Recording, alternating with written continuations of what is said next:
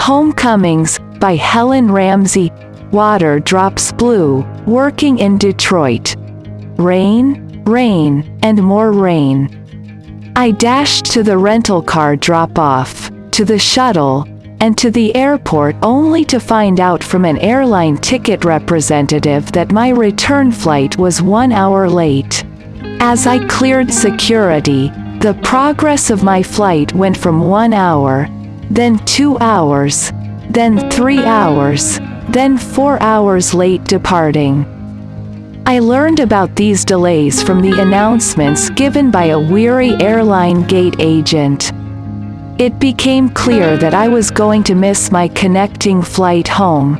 After minute-by-minute travel rearrangements, and knowing that I had to deliver a web-based training the next morning back home, Jim decided to drive the 3 hours to the hub airport, fetch me, and drive me back.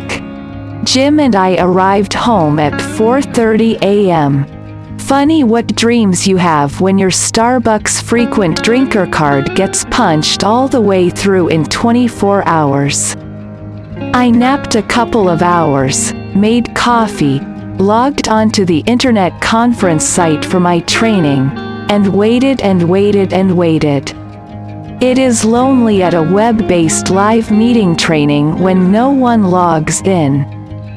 Do you know why they didn't log in? Because I had actually scheduled the training for the next day, not this day that we had raced home to await. I had a brain freeze and remembered the last weekday I worked with this group, and that just stuck. I worried about telling Jim that he had held off sleep, driven through a storm to raise Noah's Ark, and road construction to get me home 24 hours early for a training. But the phone eventually rang as he called from work, and it was time to own up. What do you think he said?